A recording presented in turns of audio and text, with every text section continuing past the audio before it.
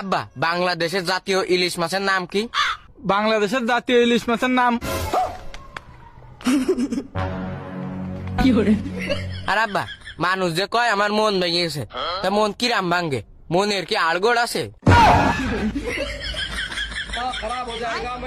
আব্বা একটা জিনিস দেখো,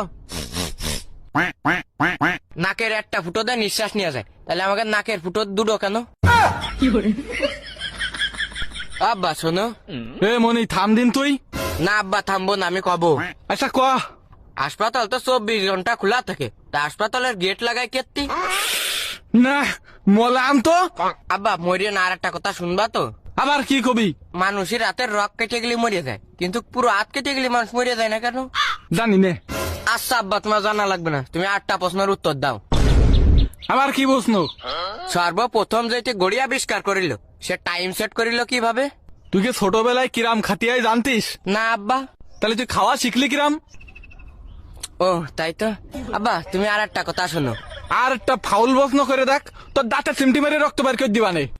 আব্বা দাঁতে চিমটি মারলে কি রক্ত ভর হয়ে যায়? আরে জ্বালা, এ সাবাল নিয়ে যে আমি মলাম। আব্বা তোমার মরা লাগবে না, তুমি আর একটা কথা শোনো। আমরা এই যে খাইয়ে যে বাথরুমে ফেলাইতে আসি, তা আমরা খাই কেত্তি?